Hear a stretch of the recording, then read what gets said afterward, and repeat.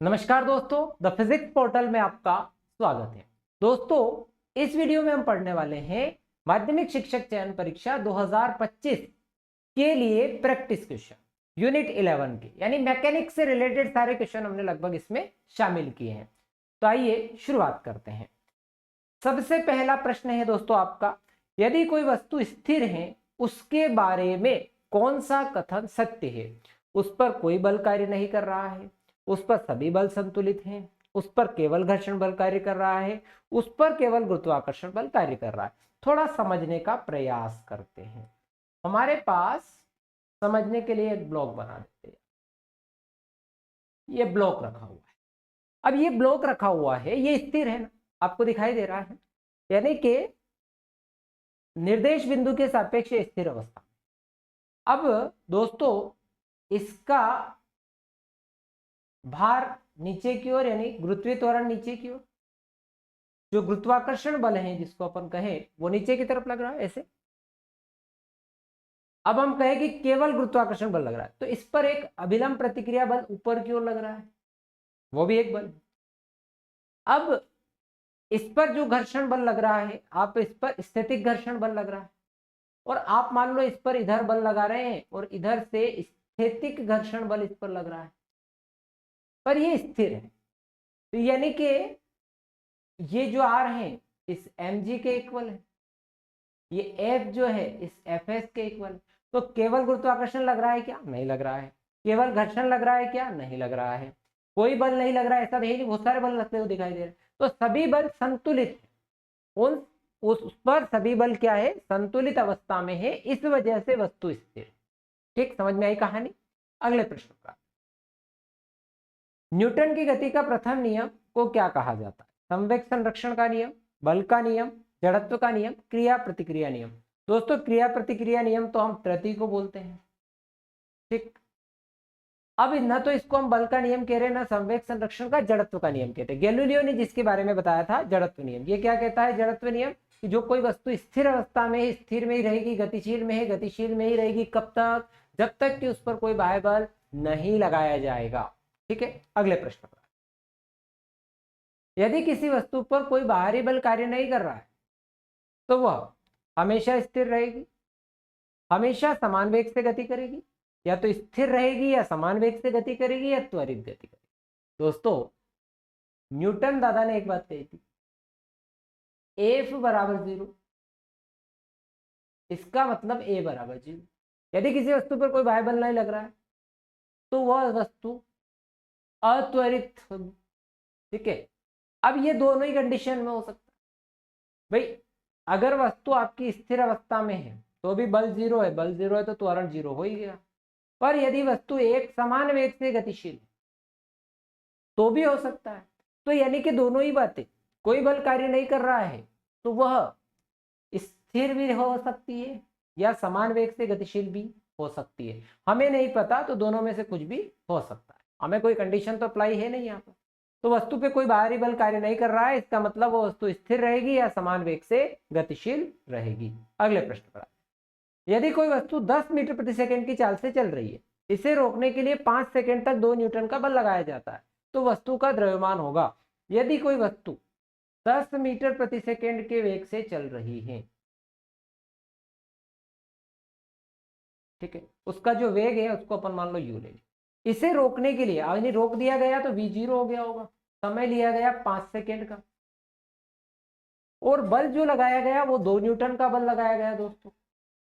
ठीक, तो वस्तु का द्रव्यमान चाहिए। द्रव्यमान का सूत्र हो जाएगा F बराबर m में, सॉरी बल का सूत्र हो जाएगा F बराबर m में, यानी m से हमारा सूत्र निकल आ सकता है कि m बराबर F बटा a। और हमें यहाँ जरूरत है त्वरण की, तो त्वरण गति के पहले समीकरण से, क्योंकि हमें ये 3 चीजें दे रखी है, उनको गति के पहले समीकरण में रखकर हम त्वरण निकाल लेते हैं। v बराबर u प्लस at लगा दीजिएगा। u v की तो फाइल नहीं पड़ गई। ठीक, अब u कितना हो गया हमारे पास 10, a हमें चाहिए, और t हमारा हो गया 5। ठीक, तो अब इसको उधर फेंक दो, तो -10 5, 5 दूनी 10, त्वरण आया हमारे पास 2। क्योंकि आपको पता है कि ये मंदन होगा, क्योंकि आप रोक रहे हैं, इसीलिए माइनस में आया है त्वरण, ध्यान रखिएगा। तो F आपके पास है 2 न्यूटन का, और ए भी है हमारे पास 2 मीटर पर सेकेंड स्क्वायर, तो कितना आया 1 किलोग्राम। खत्म पिक्चर। अगले प्रश्न पर आते हैं। यदि किसी वस्तु पर कार्य किया जा रहा है तो निम्न में से कौन सा कथन सत्य है। अब कार्य हो रहा है, अब कार्य का सूत्र मैं आप लोगों के लिए लिख देता हूं, W बराबर एफ डी कोस थीटा। बल होना चाहिए, विस्थापन होना चाहिए, और कार्य और विस्थापन के बीच का कोण, ये 3 फैक्टर होते हैं। वस्तु पर कोई बल कार्य कर रहा है तो हाँ ये हो सकता है भैया, बल कार्य कर रहा है, उस परिस्थिति में बल कार्य होता है। विस्थापन भी होना चाहिए, हाँ ये वाला फैक्टर भी चाहिए।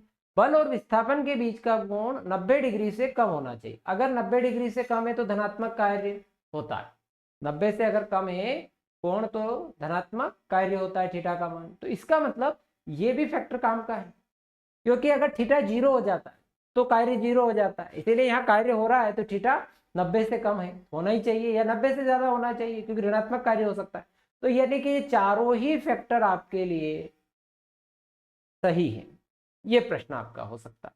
अगले प्रश्न पर आते, यदि किसी वस्तु के संवेग को 2 गुना कर दिया जाए, यदि किसी वस्तु के संवेग को 2 गुना कर दिया जाए तो उसकी गतिज ऊर्जा में क्या परिवर्तन होगा।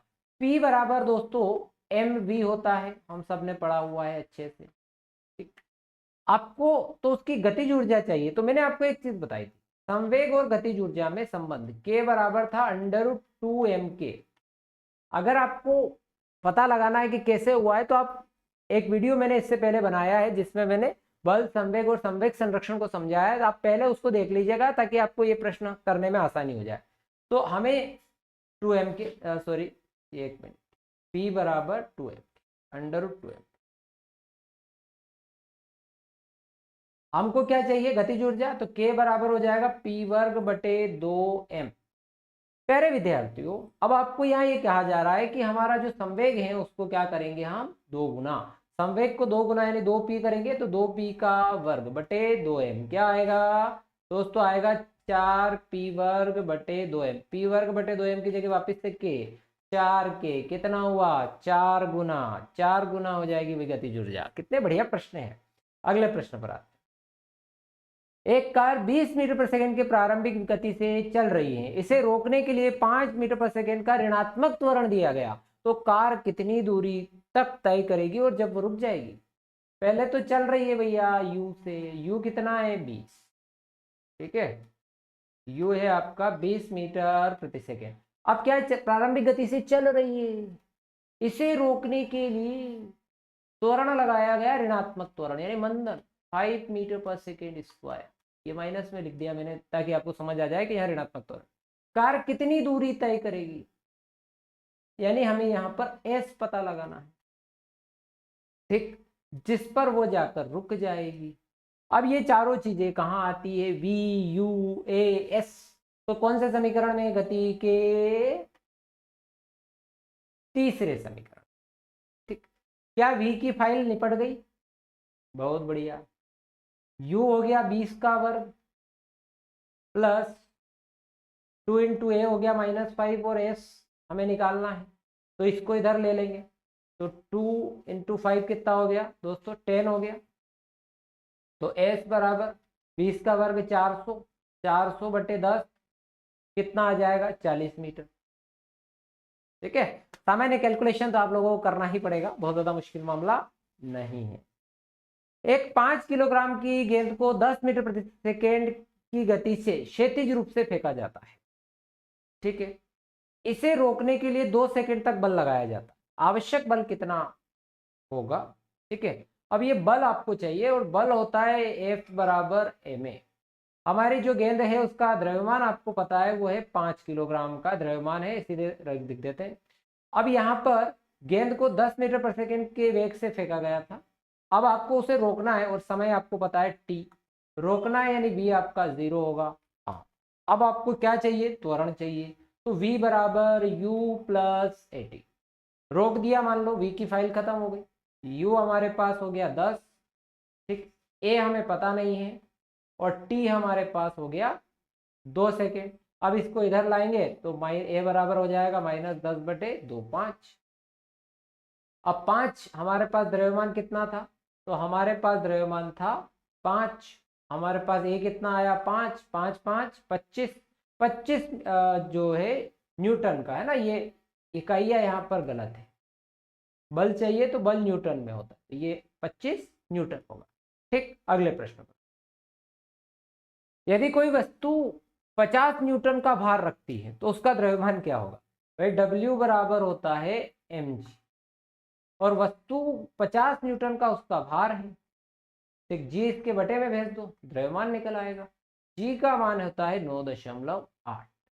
ठीक, अब 9.8 से भाग लगाते हैं तो लगभग ये जो है 10×5 मतलब इसके आसपास आ जाएगा। 9.8 से आप भाग लगा दो, 10 मान के लगाते हैं तो 5 के आसपास आ रहा है, तो 5 के आसपास नियरेस्ट के लिए 5.1 वाला मामला बनता है। ठीक, तो इसको ले लो। ठीक है, तो हो गया सीधा, अपन इतना कैलकुलेट करने की जरूरत नहीं होती कंपटीशन एग्जाम की तैयारी करते हैं तो। एक वस्तु 10 न्यूटन का बल लगाती है और 5 मीटर दूरी तय करती है। अब एक वस्तु पर आपने 10 न्यूटन का बल लगाया और वह 5 मीटर की दूरी तय करती है, और बल और विस्थापन के बीच का कोण 60 डिग्री है, तो कार्य होगा तो बहुत सरल, कार्य बराबर W बराबर FDS या FST, तो D लिख दो इसको, चलो FD cos थीटा। तो F कितना है हमारे पास 10 है, D हमारे पास कितना है 5, और cos हो गया 60। cos 60 का मान कितना होता है, cos 60 का मान 1/2 होता है, और इधर 10 है, 10 को 5 से काट दो, 5 5 5 25 जूल, खत्म पिक्चर। इतने सरल सवाल है। आगे आते हैं भैया, प्रश्न है कि यदि किसी वस्तु की गति 2 गुनी कर दी जाए ना, तो जो वेग पहले v था तो उसको 2v कर दिया, तो संवेग और गतिज ऊर्जा क्या प्रभाव पड़ेगा। देखो गतिज ऊर्जा, संवेग p बराबर mv, 2v हो जाएगा तो mv इंटू 2, 2 गुना हो गया संवेग।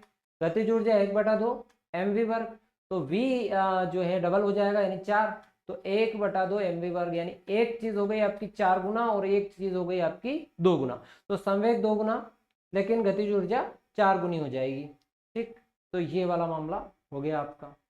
ठीक, संवेग 2 गुना और गतिज ऊर्जा 4 गुनी हो जाएगी। अगले प्रश्न, एक उपग्रह पृथ्वी की परिक्रमा कर रहा है, कोई उपग्रह है जो पृथ्वी के चारों ओर कक्षाओं में घूम रहा है, चंद्रमा मान लो या कुछ भी मान लो, उपग्रह पर कोई बल कार्य नहीं कर रहा है। ये बात तो झूठ है, बल तो लग रहा है तभी है क्योंकि वो भाग जाता है यहाँ से। उपग्रह पर कितना गुरुत्वाकर्षण बल कार्य कर, उपग्रह पर केवल गुरुत्वाकर्षण बल कार्य कर रहा है, उपग्रह पर केवल अपकेंद्रीय बल कार्य कर रहा है, उपग्रह एक स्थिर संवेग पर बल कार्य कर रहा है, उस पर केवल गुरुत्वाकर्षण बल कार्य कर रहा है, क्योंकि पृथ्वी के गुरुत्वाकर्षण के कारण वह उसके इर्द गिर्द घूम रहा है। अगला प्रश्न, यदि किसी वस्तु का संवेग 10 किलोग्राम मीटर पर सेकंड से बढ़कर 50 किलोग्राम मीटर पर सेकंड हो जाता है, यह परिवर्तन 4 सेकंड में होता है, तो उस पर लगने वाला बल कितना होगा। संवेग, शुरुआत का जो संवेग है वो है 10 किलोग्राम मीटर सेकेंड इनवर्स, फिर आपका संवेग हो गया बढ़कर 50 किलोग्राम मीटर सेकेंड इनवर्स 1। ये परिवर्तन होने में जो समय लेता है वो 4 सेकेंड का लेता है। अब आपको लगने वाला बल चाहिए, तो बल बराबर होता है, मतलब जो संवेग में परिवर्तन बराबर है ना, आवेग बराबर होता है संवेग में परिवर्तन, ये अपने को याद होना चाहिए। आवेग बराबर होता है संवेग में परिवर्तन, तो आवेग हो गया दोस्तों आपका F डेल टी, संवेग में परिवर्तन हो गया आपका P1 minus P2 minus P1, P2 minus P1, P2 आपका 50, P1 आपका 10। और क्या दिया है आपको, तो आपको समय दिया है यहाँ पर, समय में परिवर्तन 4, F बराबर यहाँ कितना आ गया, ये हो गया आपका 40, 40/4 भाग लगाएंगे आएगा 10 मिनट। सारे सवाल इतने सरल है, मजा आ जाएगा आपको, और मैं बहुत ज्यादा समय भी नहीं ले रहा हूँ आप लोगों का, कम समय में आपको आंसर बता रहा हूँ, तो फटाफट काम हो जाएगा। आप तो वीडियो को रोको, कैलकुलेट करो, नहीं होता है तो फिर उत्तर देखो, सॉल्यूशन बाद में समझना है। ठीक है, अगले प्रश्न, यदि एक बॉल 10 मीटर प्रति सेकंड की गति से दीवार से टकराती है और विपरीत दिशा में -8 मीटर पर सेकंड की गति से लौटती है, तो टकराव के समय 0.2 सेकंड है और बॉल का द्रव्यमान 0.5 है, तो दीवार पर लगाया गया बल कितना होगा। तो सबसे पहले तो ये संवेग आवेग वाले मामले से इसको कर लेते। तो देखो, जब 10 मीटर पर सेकंड से दीवार से टकराई बॉल, है ना। पहले ये दीवार बनाते हैं, ये दीवार पर गई ऐसे यूं, और यहाँ से टकरा कर वापस ऐसे आ गई। ठीक, अब यदि टकराव का जो समय है वो 0.2 सेकेंड है, यानी जो समय अंतर है उनके बीच का 0.2 सेकेंड है, और बॉल का द्रव्यमान अपने को दे रखा है, बॉल का द्रव्यमान, तो बॉल है अपनी ये। तो पहले अभी जो हमने लगाया था वही लगाएंगे, P2 माइनस P1 बराबर F डेल टी। P2 चाहिए तो द्रव्यमान और वेग का गुणनफल, तो द्रव्यमान हमारे पास है 0.5 गुणित ये हो गया -8, है ना, बाद वाला। ठीक, विपरीत दिशा में गतिज लोटी, माइनस P1 हो गया हमारे पास 0.5 गुणित 10 बराबर F इंटू डेल हो जाएगा 0.02। तो अब इसको कैलकुलेट कर लेंगे, तो ये हो गया 8 5 40 4, और ये हो गया 5 बराबर F इंटू आ गया आपका 0.02। तो ये आया हमारे पास एक F इंटू, ये दोनों माइनस के हैं तो ये 9 हो, ठीक है। अब 0.002, तो 2 0 लगेगी तो 900, 900 का आधा कितना हो गया 450। कितने बढ़िया प्रश्न मैंने आप लोगों के लिए बनाए हैं, एक एक प्रश्न आप लोगों के होते जा रहे हैं। तो बल हो गया आपका 450 न्यूटन का। आगे प्रश्न पर आए। ठीक, यदि पृथ्वी की त्रिज्या अचानक आधी हो जाए और द्रव्यमान वही रहे तो गुरुत्वाकर्षण त्वरण पर क्या प्रभाव पड़ेगा। पृथ्वी की त्रिज्या अचानक आधी हो जाए, ये सूत्र है गुरुत्वीय त्वरण का, G बराबर Gm/r। तो पृथ्वी की त्रिज्या को अचानक आधा कर दो भाई, आधा करेंगे तो r/2 यानी r वर्ग बटे हो जाएगा 4, यानी कि 4 ऊपर चला जाएगा, कितनी हो जाएगी, तो 4 गुना हो जाएगा जी का मान। ठीक है, छोटा हो जाएगा तो उसका गुरुत्वाकर्षण गुरुत्वीय त्वरण बढ़ जाएगा, बाकी द्रव्यमान नहीं बदल रहा ना, द्रव्यमान वही है, इस वजह से। आगे बढ़ते हैं। यदि कोई वस्तु वृत्ताकार पथ पर गति कर रही है तो निम्नलिखित में से कौन सा बल इस गति को बनाए रखता है। देखो एक बात ध्यान रखिए, वृत्तीय मार्ग पर चलने के लिए, रट लेना ये बात, वृत्तीय मार्ग पर चलने के लिए अभिकेंद्रीय बल की आवश्यकता होती है, बिना अभिकेंद्रीय बल के वृत्तीय मार्ग पर चलना संभव नहीं है। उत्तर अभिकेंद्रीय बल। ठीक, सोचना ही नहीं, वृत्तीय मार्ग पर चलना संभव ही नहीं। अगर आपको वृत्तीय मार्ग पर अभिकेंद्रीय बल नहीं मिल रहा है तो आपकी वस्तु, जैसे मान लो आप ऐसे रस्सी ले ली, ऐसे ऐसे ऐसे घुमा रहे हैं वृत्तीय मार्ग पर, अब आपको उसको अभिकेंद्रीय बल नहीं मिल रहा है तो वो स्पर्श रेखा में जाकर गिर जाएगी। आगे बढ़ते हैं। एक कार 30 मीटर पर सेकंड के प्रारंभिक वेग से चल रही है और इसे 10 सेकंड में रोकना है। ब्रेक लगाने पर कार पर लगने वाला बल 1500 न्यूटन है, तो कार का द्रव्यमान क्या होगा। एक कार 30 मीटर प्रति सेकंड के प्रारंभिक वेग से चल रही है, इसे रोकने के लिए 10 सेकंड का समय लगता है। ब्रेक लगाने पर कार पर लगने वाला बल हो गया 1500 न्यूटन। ठीक, F बराबर होता है ma, ये हो गया आपका 1500। ठीक, अब आपको चाहिए A। ठीक, तो अब A चाहिए हमारे पास, यहाँ पर जो गिवन है उस हिसाब से रोक दिया आपने, रोक दिया तो V हो गया, तो V बराबर U प्लस AT का प्रयोग करके निकाल लीजिए, V की पिक्चर खत्म, U हो गया 30 और A आपको चाहिए, और T हो गया हमारा 10, इसको उधर फेंकेंगे तो निकालेंगे तो -3 आ जाएगा। तो अब आपको यहाँ पर द्रव्यमान चाहिए, तो A आपको मिल चुका है, तो A मिल गया आपको 3, इसमें रखेंगे आप 1500, तीनों पाँचों 1500, 500 किलोग्राम द्रव्यमान। अगले प्रश्न पर आते, यदि पिंड को 80 मीटर प्रति सेकंड की वेग से द्रव्यमान रहित तार से घुमाया गया, ऐसे घुमा रहे हैं आप, तार की लंबाई 2 मीटर है, तन्यता बल कितना होगा। ठीक, तो देखो आप जब तार को ऐसे घुमा रहे हैं ऐसे, तो ये जो तनाव है ना, तनाव बल इसके अभिकेंद्रीय बल के बराबर होगा, T बराबर mv वर्ग बटे r।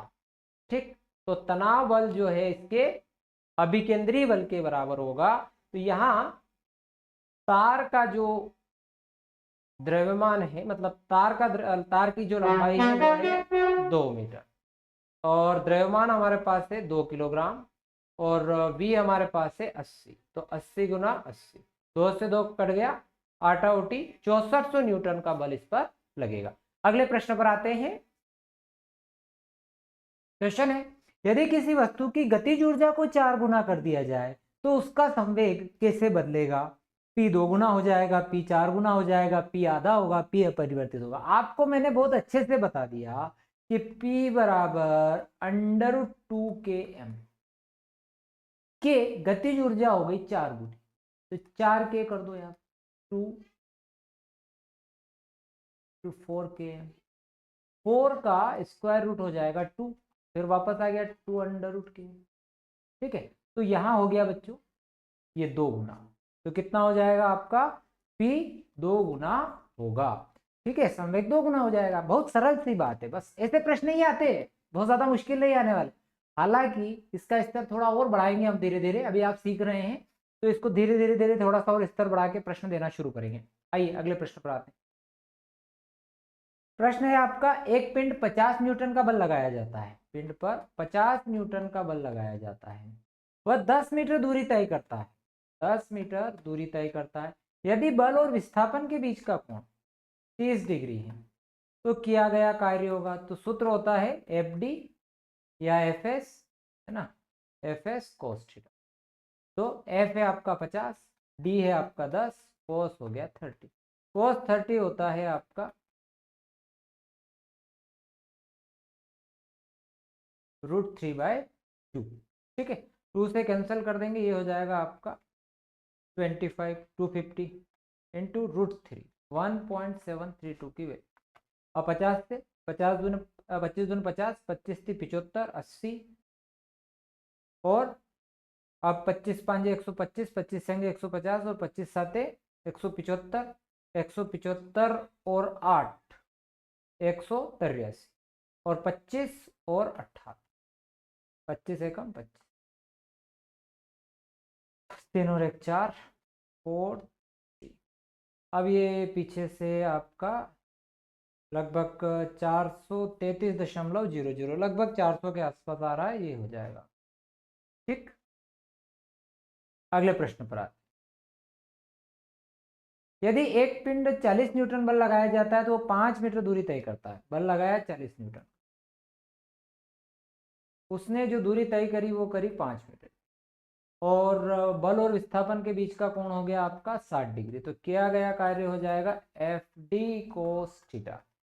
F आपका हो गया 40, D आपका हो गया 5 मीटर, और cos 60 होता है 1/2। कैंसिल करोगे कितना हो जाएगा? 20, 20 5 100, तो ये 100 जूल हो गया। अगले प्रश्न, यदि पृथ्वी की त्रिज्या आधी हो जाए तो उसका द्रव्यमान वही रहे तो गुरुत्वाकर्षण पर जी का क्या प्रभाव पड़ेगा? शायद ये प्रश्न एक बार अभी अपन कर चुके हैं, शायद फिर देख लेते हैं। Gm/r², यानी त्रिज्या आधी हो जाएगी तो ये हो जाएगा आपका 4 × Gm/r², यानी जो आपका गुरुत्वीय त्वरण है वो 4 गुना हो जाएगा। अगले प्रश्न, तो दोस्तों यदि आपको वीडियो पसंद आया हो तो चैनल को सब्सक्राइब कर देना और अपने दोस्तों के साथ शेयर करना मत भूलना। इसी प्रकार के वीडियो के लिए हमारे साथ बने रहें। थैंक यू वेरी मच, मिलते हैं नेक्स्ट वीडियो।